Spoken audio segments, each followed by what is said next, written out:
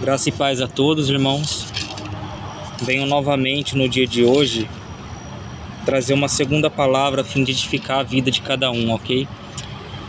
Deus tocou no meu coração de trazer uma série sobre Apocalipse, ok? Uma série completa. Como eu já fiz o vídeo sobre Apocalipse 12 completo, Apocalipse 13 completo e Apocalipse 14 completo, esses 3 capítulos completos, eu não vou fazer novamente esses vídeos, ok? Falando desses 3 assuntos de novo, ok? Porém, você vai poder achar no canal, tá? Com o nome chamado A Mensagem dos 3 Anjos que Pregam no Tempo do Fim. É um vídeo com esse título, ok? E vamos ler primeiro as cartas faladas às 7 igrejas da Ásia, né? Daquela época. Sem demora, vamos iniciar no capítulo 1, versículo 1 de Apocalipse, que diz o seguinte: Revelação de Jesus Cristo, a qual Deus lhe deu para mostrar aos seus servos as coisas que brevemente devem acontecer. E pelo seu anjo as enviou e as notificou a João, seu servo, o qual testemunhou da palavra de Deus e do testemunho de Jesus Cristo, e de tudo o que tem visto. Bem-aventurado aquele que lê e os que ouvem as palavras dessa profecia, e guardam as coisas que nela estão escritas, porque o tempo está próximo. E você vai reparar o seguinte, que ao longo da pregação que ele fizer sobre as 7 igrejas, ele vai trazer uma mensagem de fé e de esperança no meio da tribulação, no meio da angústia, ok? E ele diz o seguinte, ó, versículo 4 do capítulo 1 de Apocalipse: João, às 7 igrejas que estão na Ásia, graça e paz seja convosco da parte daquele que é, que era e que há de vir, e da dos 7 espíritos que estão diante do seu trono, e da parte de Deus e da parte de Jesus Cristo, que é a fiel testemunha, o primogênito dos mortos e o príncipe dos reis da terra, aquele que nos ama e em seu sangue nos lavou dos nossos pecados e nos fez reis e sacerdotes para Deus e seu Pai. A ele a glória e o poder para todos sempre. Amém. Eis que vem com as nuvens, e todo olho o verá, até os mesmos que os transpassaram, e todas as tribos da terra se lamentarão sobre ele. Sim, amém. Eu sou o Alfa e o Ômega, o princípio e o fim, diz o Senhor, que é o que era e o que há de vir, o Todo-Poderoso. Então, aqui ele está relatando: quando Cristo vier, todo olho verá, todas as pessoas verão ele vindo. Não existe um arrebatamento secreto, onde poucas pessoas são arrebatadas, muitos não percebem e continuam suas vidas normalmente. Não. Será um evento que todas as pessoas vão ver, todas as nações da terra, até mesmo os que os transpassaram na cruz.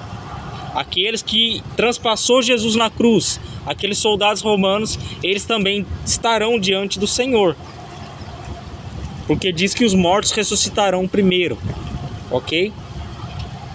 Tanto que diz que uns ressuscitarão para a honra, para a salvação, e outros para a desonra e vergonha eterna. Então, haverá pessoas que serão condenadas, que serão arrebatadas não, que serão condenadas, mas serão ressuscitadas, vamos dizer assim. E ele diz que uns ressuscitarão para a vergonha e horror eterno. A princípio, só ressuscitará os que forem salvos, ok? Os que serão condenados, eles ressuscitarão apenas no dia do julgamento final, ok? Mais pra frente nessa série, vocês vão entender. Verso 9 de Apocalipse 1. Eu, João, que também sou vosso irmão e companheiro na aflição e no reino, na paciência de Jesus Cristo, estava na ilha chamada Patmos, por causa da palavra de Deus e do testemunho de Jesus Cristo. Eu fui arrebatado em um espírito no dia do Senhor, lá no futuro, no dia em que Deus traria as calamidades sobre a terra, né? No dia que Deus julgaria o mundo e arrebataria os seus, né? Eu fui arrebatado em espírito no dia do Senhor, e ouvi de trás de mim uma grande voz como de trombeta, que dizia: o que vês? Escreve num livro e envia-o às 7 igrejas que estão na Ásia: a Éfeso, a Esmina, a Pérgamo, a Tiátira e a Sardes, e a Filadélfia e a Laodiceia. E virei-me para ver quem falava comigo, e virando-me vi 7 castiçais de ouro, e no meio dos 7 castiçais um semelhante ao Filho do Homem, vestido até os pés de uma veste comprida e cingido pelo peito com um cinto de ouro, vestido pelo peito com um cinto de ouro. E a sua cabeça e cabelos eram brancos como lã, como a neve, e os olhos como chamas de fogo. Esse olhos como chamas de fogo representa a ira de Deus, o zelo de Deus em julgar o mundo com justiça, ok? E os seus pés semelhantes a latão, reluzente, como se tivesse sido refinado numa fornalha, e a sua voz como a voz de muitas águas. E ele tinha na sua destra 7 estrelas, e na sua boca saía uma espada aguda, espada de 2 fios, que claramente é a palavra de Deus, né?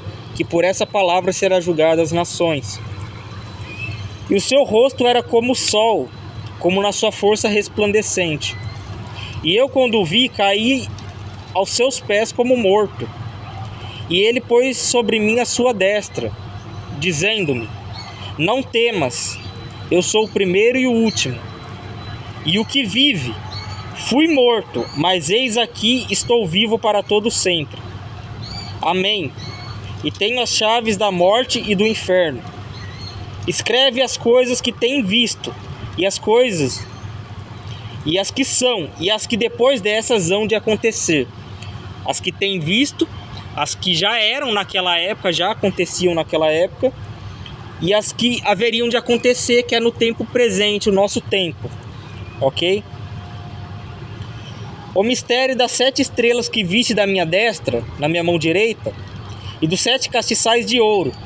As 7 estrelas são os anjos das 7 igrejas, e os 7 castiçais que viste são as 7 igrejas. Então, não precisou de explicação aqui, precisou? Porque ele já relatou que as 7 estrelas que estão na destra dele representam os 7 anjos que guardavam aquelas 7 igrejas na Ásia. E os 7 candeeiros eram as 7 igrejas que estavam diante dele, ok? Agora ele vai começar a escrever cartas a cada uma dessas igrejas conforme Deus ordenou a ele. E assim escreveu João essa mensagem, segundo a inspiração de Deus que revelou a ele. Escreve ao anjo da igreja que está em Éfeso, Apocalipse 2, versículo 1. Escreve o anjo da igreja que está em Éfeso: assim diz aquele que tem na sua destra as 7 estrelas e que anda no meio dos 7 castiçais de ouro, que anda no meio das suas 7 igrejas, né? Conforme ele revelou. Eu sei as suas obras e o seu trabalho e a sua paciência, e que não pode sofrer os maus. E puseste às provas os que dizem ser apóstolos e não são, e tu os achastes mentirosos. E já dando um adendo aqui, 7 apóstolos, 12 apóstolos foi o que Jesus escolheu, ok? Esses 12 apóstolos foram os únicos apóstolos. O significado de apóstolo é justamente isso, uma testemunha ocular, quem viu Jesus em vida e quem aprendeu com ele em vida. Por isso que Paulo se considerava o menor dos apóstolos, porque ele foi o que menos andou com Cristo, o que menos teve a oportunidade de caminhar com Cristo, porque E de imediato, quando ele viu Cristo, ele ficou cego, né? E o próprio Cristo falou: por que persegues a mim? Né? Ele não falou: por que persegues a minha igreja? Não, perseguir a igreja é diretamente perseguir a Cristo. Por isso que ele falou: Saulo, Saulo, por que me persegues? Ok? E ali houve a conversão de Saulo, do qual se tornou Paulo, né? E a gente entende o seguinte, que Paulo, ele tinha duas cidadanias, entende? Por isso havia esses dois nomes, Saulo e Paulo, né? Então, ele tinha cidadania romana e cidadania hebreia, né? De judeu. Então, ele havia esses dois nomes nessas duas cidadanias dele, né? E ele diz o seguinte: não existe mais apóstolo no tempo de hoje, tá? Todo aquele que se diz apóstolo está mentindo. E sofrestes e tem paciência, e trabalhaste pelo meu nome, e não te cansaste. Tenho, porém, contra ti que deixaste o teu primeiro amor. Que primeiro amor é esse? Ele vai descrever, ok? Que primeiro amor é esse? Aqui ele fala que conhece o trabalho, a paciência, que não pode sofrer os maus, que prova que diz que são apóstolos e não são, e os acha mentirosos. Então, ele tem trabalhado, essa igreja que ela tinha trabalhado muito para Deus, e trabalhava para Deus, não cansava em fazer os seus serviços diante de Deus. Porém, ele tem contra essa igreja apenas ter deixado o primeiro amor. Qual o primeiro amor é esse? Lembra-te, pois, de onde caíste, e arrepende-te, e pratica as primeiras obras. Quando não praticardes, é isso que ele quer dizer, brevemente a ti virei, e tirarei do seu lugar o teu castiçal, se não te arrependeres. Tens, porém, isto, que aborreces a obra dos nicolaítas, os quais eu também aborreço. Quem tem ouvidos, ouça o que o Espírito diz às igrejas. Ao que vencer, dar-lhe-ei a comer da árvore da vida, que está no meio do paraíso de Deus. Então, aqui ele está falando: arrependa-se. Havia ali algum pecado que eles estavam cometendo, que eles ainda não estavam se arrependendo de coração, entende? Mas ele diz: arrependa-te e volta a praticar as primeiras obras, entende? Então, ali naquele momento, é justamente isso que ele está querendo dizer: arrependa-se dos pecados e torne a praticar as primeiras obras, entendi? A fé, a santificação, o amor ao próximo. Torne a praticar as primeiras obras e arrepende-se de seus pecados. Tirando isso, essa igreja estava, entre aspas, né, na figura humana, perfeita diante de Deus. Então, tirando isso, que deixou o primeiro amor, que tinha algo ainda a se arrepender de seus pecados, algum pecado a se arrepender, essa igreja estava andando corretamente diante de Deus, tirando essas coisas, ok? Mas era algo que podia tirar e custar a salvação deles. Por isso que ele diz: se você não se arrepender, eu tirarei do seu lugar o seu castiçal, ok? E ele fez uma promessa: ao que vencer, dar-lhe-ei a comer da árvore da vida, que está no meio do paraíso de Deus. Então, será dado de comer da árvore da vida aquele que vencer, ok? Ele diz a segunda carta à igreja de Esmina, Apocalipse 2, versículo 8. E ao anjo da igreja que está em Esmina, escreve: isto diz o primeiro e o último, que foi morto e reviveu. Eu sei as suas obras, e a tribulação e pobreza, mas tu és rico. E a blasfêmia dos que se dizem judeus e não são, mas são sinagogas de Satanás. Aqui ele está reconhecendo primeiramente nessa igreja a tribulação e a pobreza, entende? Isso, essa pobreza que ele está querendo descrever é aquilo que Jesus já falou: bem-aventurados os pobres de espírito, porque deles é o reino dos céus. ou os humildes de espírito, né? Em outras traduções, porque deles é o reino dos céus. É aqueles que se humilham diante de Deus de dia e de noite, que sempre entregam o seu coração a Deus, em oração sincera e verdadeira, ok?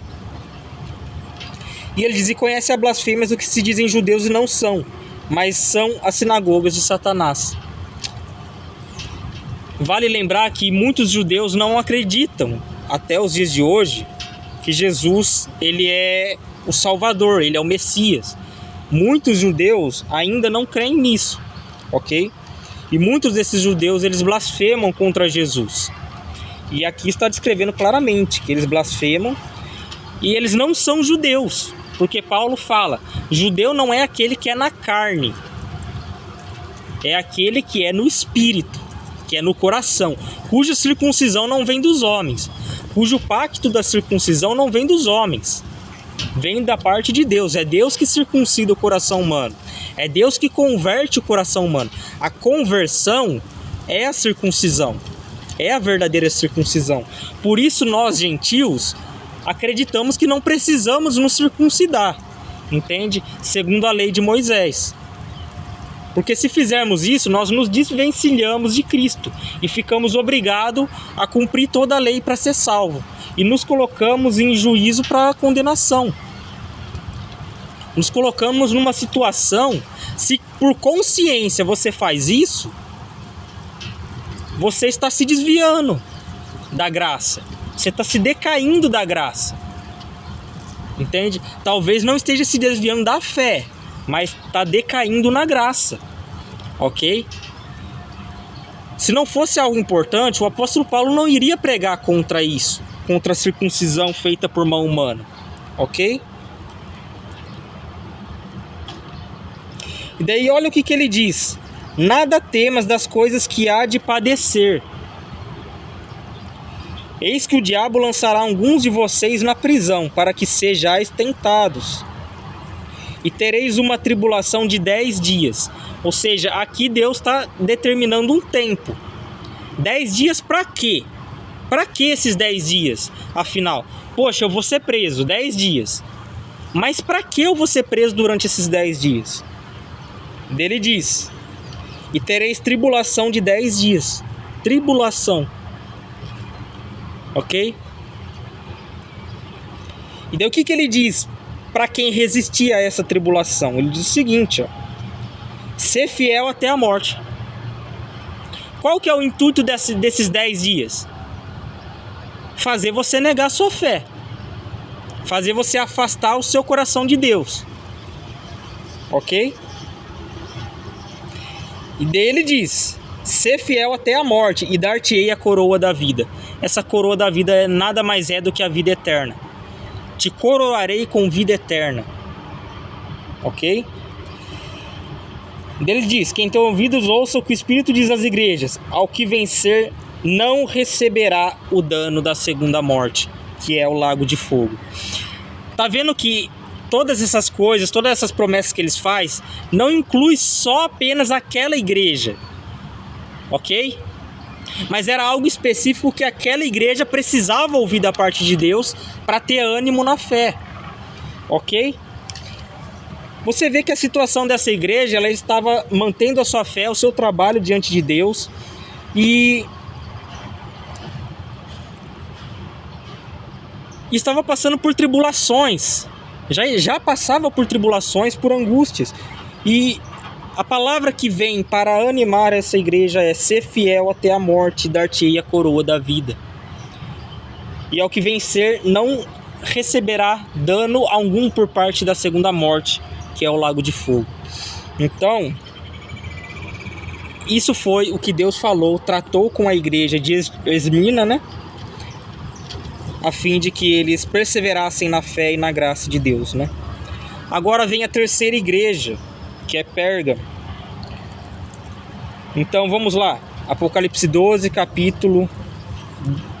Apocalipse 2, versículo 12, né? E ao anjo da igreja que está em Pérgamo, escreve: isso diz aquele que tem a espada aguda de 2 fios. Eu sei as suas obras, e onde habitas, que é onde está o trono de Satanás. E retens e guarda o meu nome, e não negaste a minha fé. Ainda nos dias de Antipas, minha fiel testemunha, o qual foi morto entre vós, onde mora Satanás. Mas umas poucas coisas tenho contra ti, que tens lá os que seguem a doutrina de Balaão, o qual ensinava Balaque a lançar tropeços diante dos filhos de Israel, para que comessem dos sacrifícios da idolatria e se prostituíssem. Assim tens também os que seguem a doutrina dos nicolaítas, a que eu aborreço. Arrepende-te, pois, quando não, em breve virei a ti e contra eles batalharei, com a espada da minha boca. Quem tem ouvidos, ouça o que o Espírito diz às igrejas. Ao que vencer darei eu a comer do maná escondido, dar-lhe-ei uma pedra branca, e na pedra um novo nome escrito, o qual ninguém conhece senão aquele que o recebe. Então, ele está falando outra promessa, né? Ao que vencer será dado do maná escondido. Será alimentado com um verdadeiro pão do céu, né? Tanto que o próprio Jesus falou: vocês pensam que vocês comeram o maná, o pão do céu, o verdadeiro pão do céu? Mas Jesus vem e diz: vocês não comeram o verdadeiro pão do céu. Os seus pais não comeram o verdadeiro pão do céu, o verdadeiro maná. Porque o pão de Deus, o pão do céu, é aquele que vem, que desce do céu e dá vida ao mundo. O que é esse pão do céu? Jesus se diz: eu sou o pão da vida, o pão da vida eterna. Em outras palavras, se alimentar da palavra de Deus é se alimentar de salvação, de vida eterna. Permanecer nessa palavra é permanecer vivo diante de Deus, porém morto para o mundo, ok? E para as obras que no mundo há, né? Então aqui ele vai dizer isso, ó, que as coisas que ele tem contra eles é que eles de certa forma estavam tolerando essas pessoas que seguiam a doutrina de Balaão, que ensinava Balaque a lançar tropeços diante dos filhos de Israel, para que comessem dos sacrifícios e da idolatria e se prostituíssem. Assim tens também os que seguem a doutrina dos nicolaítas, o que eu aborreço. Daí ele diz: arrepende-te, pois, quando não, em breve virei a ti e contra eles batalharei com a espada da minha boca. Isso se assemelha muito à Igreja Católica dos tempos atuais, ok? Não somente a Igreja Católica, mas tantas outras religiões que adoram seus deuses, né? Então o que acontece?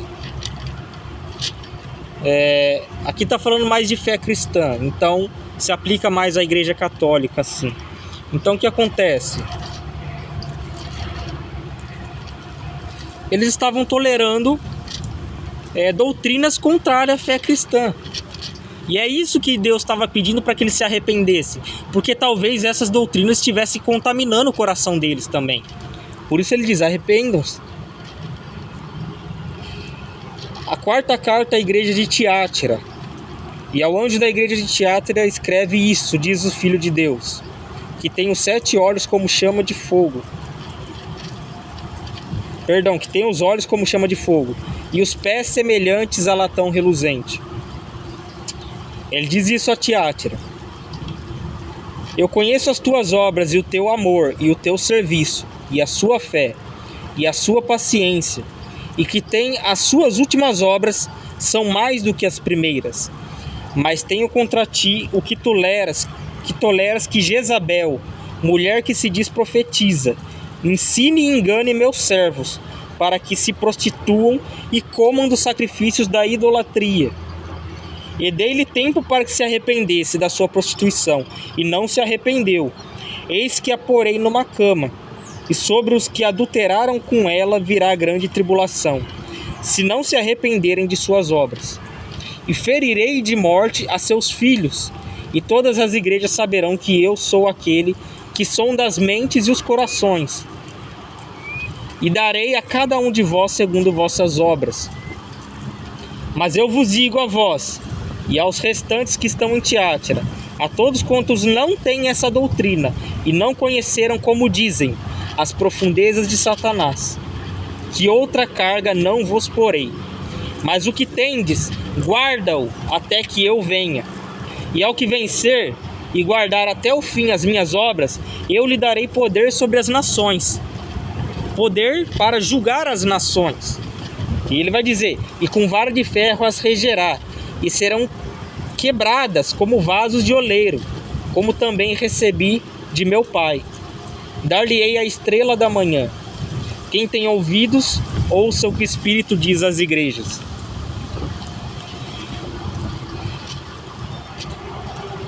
A essa igreja, eles tinham uma coisa contra eles só. Eles estavam tolerando uma profetisa que era profundamente filha do diabo, ok?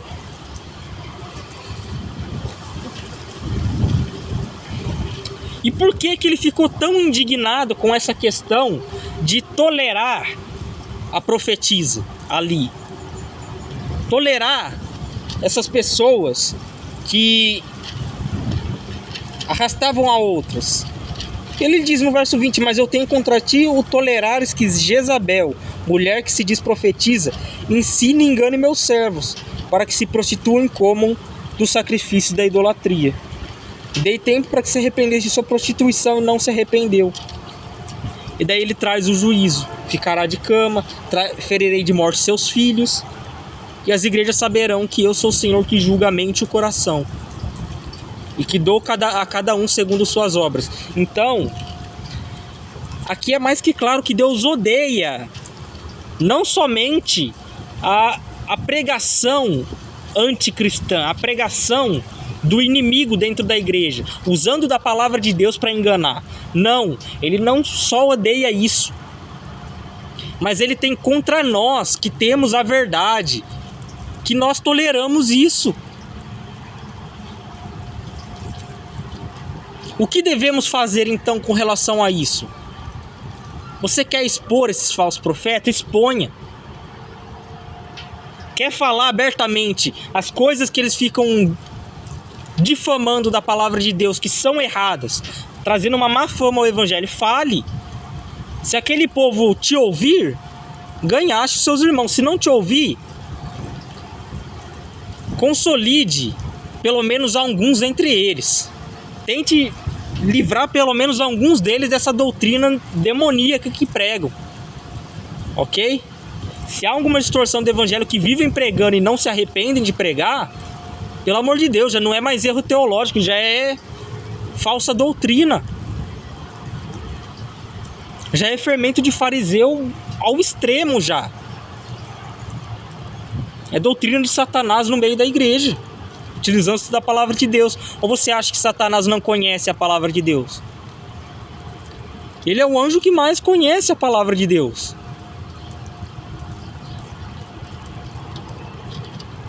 Ele, os anjos de Deus também conhecem a palavra de Deus, porém, o único que usa para o mal é ele.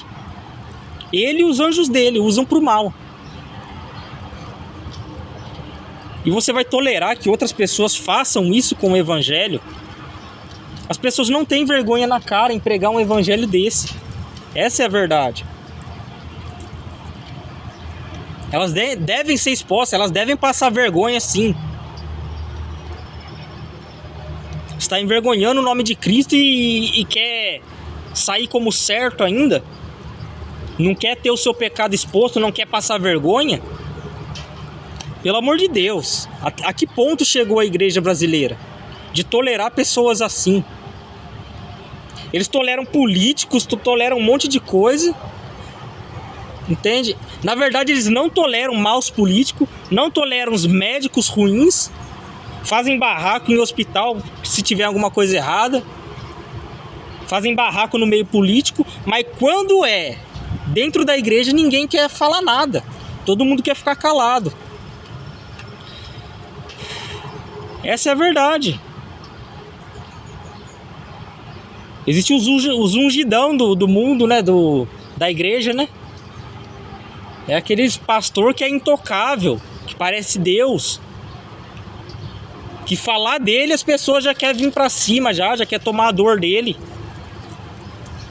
como se ele nunca errasse, como se ele nunca falasse coisas erradas. No meu antigo canal, quantas coisas erradas eu falei, quantas coisas erradas eu não falei, e me arrependi e trouxe vídeos expondo ponto a ponto do que eu falei errado e me arrependendo dos meus pecados. Eu não tornei mais falar aquelas coisas. Se eu tenho esse canal agora, é porque eu não consegui recuperar a conta daquele outro canal. Mas vai ficar lá, tá na internet, eu não vou tirar de lá. Vai ficar na internet. Quiserem pesquisar, o outro canal se chama... Tem 2 canais igual, vê qual tem mais vídeo lá e você procura.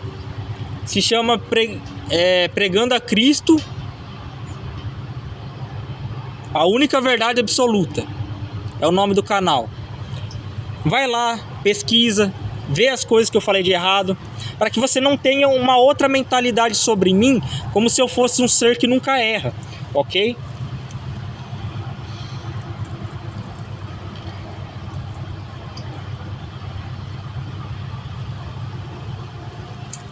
E o anjo da igreja que está em teatro escreve isso, né? Tá. Agora estamos na 5ª carta, a igreja de Sardes. E o anjo da igreja que está em Sardes escreve isso, diz o Senhor. Isto diz o que tem os 7 Espíritos de Deus e as 7 estrelas. Eu sei as suas obras, que tem nomes de que vives e está morto. Ou seja, tem nome entre os homens, é isso que ele está querendo dizer. Tens nome de que vives, ou seja, os homens olham as obras dele e acham que eles estão vivos diante de Deus. É igual os fariseus daquela época de Jesus. Eles pareciam vivos diante de Deus por causa de suas obras. Só que ele diz, nome de que vives e está morto. Mas diante de Deus está morto, não está vivo. Ele diz, ser vigilante e confirma o restante que está para morrer, porque não achei as suas obras perfeitas diante de Deus. O que Deus está tratando aqui? Já que vocês estão mortos em pecados, vocês não se arrependeram de suas obras, consolida os que estão para morrer ainda, porque já estão mortos. Consolida os que estão para morrer, para que não morram junto com vocês, para que não sejam condenados junto com vocês. Consolide a fé destes, porque não achei as suas obras perfeitas diante de Deus. Lembra-te, pois, do que tens recebido e ouvido, e guarda-o, e repreende-te. E se não vigiares, virei sobre ti como um ladrão, e não saberás a que hora sobre ti virei. Então, sobre quem Jesus virá como um ladrão? Jesus virá como um ladrão sobre quem de fato, como posso dizer? Sobre quem está morto na fé, sobre quem não está atento aos sinais, entende? Sobre quem não está atento com a vigilância que Jesus falou. Vigiai e orai para que o vosso espírito não entre em tentação. Para que você não caia em tentação, orai e vigiai o tempo todo. Ore e vigie os seus caminhos o tempo todo. Repita esse processo o tempo todo durante sua vida. E ele diz: mas também tem em Sardes algumas pessoas que não contaminaram suas vestes, e comigo andarão de branco, porquanto são dignas disso. Olha a maneira que Deus julga, e olha a maneira que o homem julga. Aqui ele estava falando de pessoas que estavam mortas na fé e de um restante que estava para morrer. E aqui ele ainda fala de pessoas que, estando nesse meio, lavaram, não se contaminaram. Não contaminaram suas vestes, e comigo andarão de branco, porquanto são dignas disso. Ou seja, Deus não vê como o homem vê. Às vezes a gente olha para a Universal do Reino de Deus, para muitas seitas por aí, muitas igrejas que não são igrejas, são sinagogas de Satanás diante de Deus, e realmente são. Só que tem pessoas ali que Deus preserva ao ponto de que essas pessoas nunca se contaminam com aquilo. Pessoas que ali estão naquele meio, veem o que é errado e que muitas das vezes alertam os que estão ali dentro que está errado. Pessoas que ali no meio, muitas das vezes serão criticadas. E não saem dali justamente para que aquela pessoa que está lá naquele engano não caia no engano. Ok?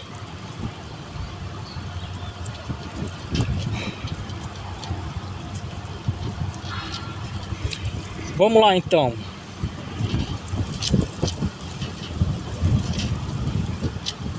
O que vencer será vestido de vestes brancas, de maneira alguma riscarei o seu nome do livro da vida. E confessarei seu nome diante do meu Pai, diante dos seus anjos. Então, ele diz que há pessoas dignas de andarem com vestiduras brancas no céu, junto com Cristo, porque não se contaminaram com falsas doutrinas. E também diz que de nenhuma maneira será arriscado o nome delas do livro da vida, e que confessará o nome delas diante do seu Pai e dos anjos no dia do juízo final. Ok? Ele diz: quem tem ouvidos ouça o que o Espírito diz às igrejas. Apocalipse 3, versículo 7. Sexta carta à igreja de Filadélfia. E ao anjo da igreja que está em Filadélfia escreve: isso diz o que é santo, o que é verdadeiro, o que tem a chave de Davi, o que abre e ninguém fecha, e fecha e ninguém abre. Eu sei as tuas obras, eis que diante de ti pus uma porta aberta, ninguém pode fechar, ninguém pode fechar. E tendo pouca força, guardaste a minha palavra e não negaste o meu nome. Eis que eu farei aos da sinagoga de Satanás, aos que se dizem judeus e não são, mas mentem. Eis que eu farei que venham e adorem prostrado aos seus pés, e saibam que eu te amo. Adorem a quem? A Deus, não a pessoa, ok? Adorem a Deus prostrado aos seus pés, e saibam que eu te amo. Como guardaste a palavra da minha paciência, também eu te guardarei da hora da tentação que há de vir sobre todo o mundo, para tentar os que habitam sobre a terra. Ou, em outras palavras, para provar os que habitam sobre a terra. O que ele está querendo dizer aqui é: assim como essas pessoas, ela se guardou fiel, e aqui Deus está falando que ele tem a chave de Davi, que ele é santo e verdadeiro, tem a chave de Davi. Abre e ninguém fecha, e fecha e ninguém abre. Eu conheço as suas obras e pus diante de ti uma porta aberta, e ninguém pode fechar. Tendo pouco a força, guardaste a minha palavra e não negaste o meu nome.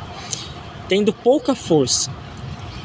Você lembra que na palavra de Deus fala que a graça é o poder de Deus que se aperfeiçoa na nossa fraqueza?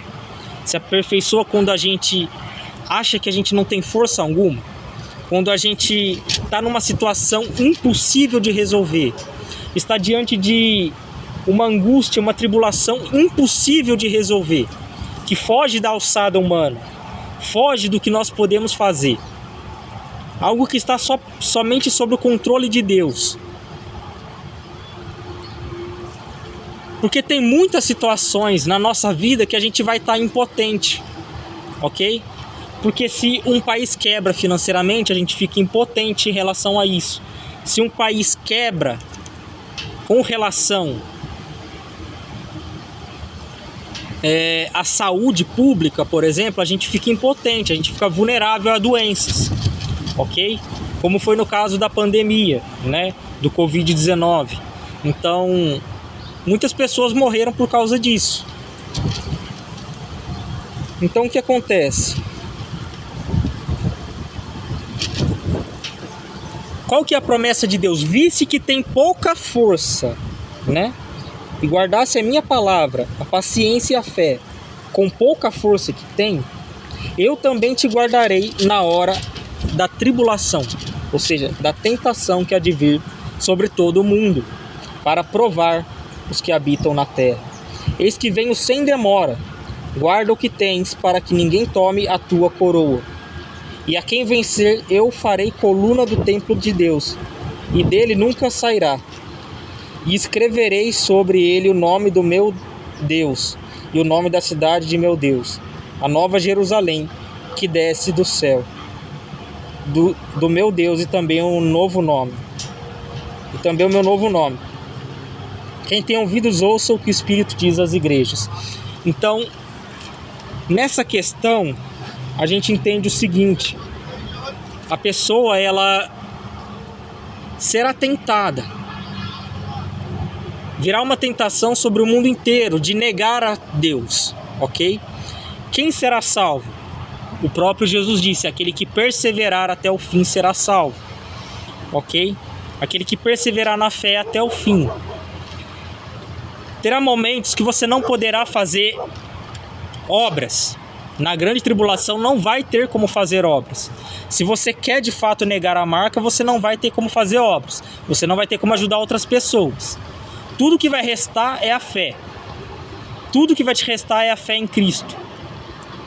E o quanto você ama Cristo e o quanto você está disposto a ir por Ele. Ok?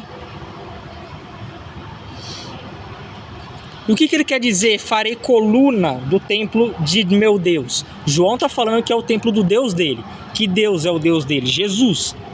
Ok? Será coluna do templo de Deus. O que isso quer dizer? Ficará no céu para sempre. Terá uma estadia. A coluna de uma casa, ela mantém a casa em pé para sempre. Entende? Se nada vier destruir essa casa, ela ficará em pé para sempre. Só que nós não somos uma casa na questão de uma casa que se destrói com o tempo, ok? Nós temos uma promessa de vida eterna, ok? Então não tem como a gente se destruir com o tempo como a casa do mundo. A gente de fato precisa se voltar a Deus na questão de firmar nossa fé diante dele. E quando a Bíblia fala que o homem não será salvo por obras, é de fato isso. Porque você vê, na grande tribulação, como uma pessoa que não tem a marca vai ser salva se ela não pode praticar o amor ao próximo. Ela não tem como alimentar quem passa fome, por exemplo. Entende? Sendo que ela está passando fome.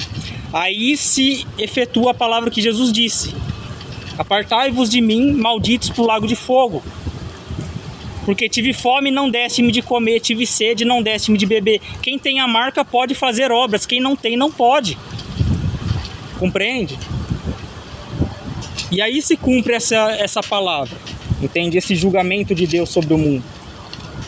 Versículo 14 então, de Apocalipse 3. E ao anjo da igreja que está em Laodiceia escreve: isso diz o Amém, a testemunha fiel e verdadeira, o princípio da criação de Deus.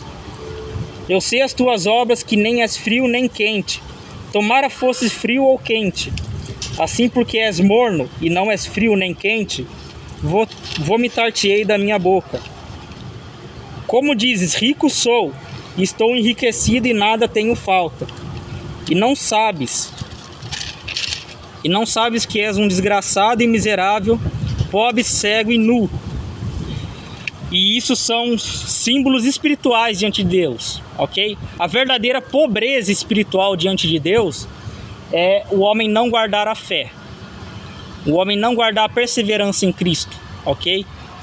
não perseverar em amar a Deus acima de todas as coisas. Porque no fim é isso que vai importar, ok? Você amar a Deus acima de todas as coisas.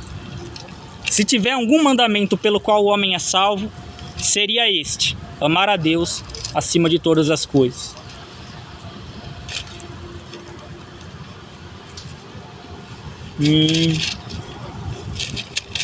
Ok, calma aí. Ele diz o seguinte: aconselho-te que de mim compres ouro provado no fogo. O que é esse ouro provado no fogo? É passar pelas tentações, pelas provas e ser aprovado por Deus. Esse é o ouro provado no fogo. O ouro aqui é a pessoa. A pessoa ela tem que passar por esse fogo e ser provado. Ok? Tem que ser provada a fé da pessoa. E por quê as provações diante de Deus? Para que a fé fique cada vez mais forte. Dia após dia ela vai crescendo, vai ficando mais forte. Ela não diminui o seu brilho. Pelo contrário, ela aumenta o seu brilho dia após dia até chegar no ápice, que seria como o sol no meio-dia.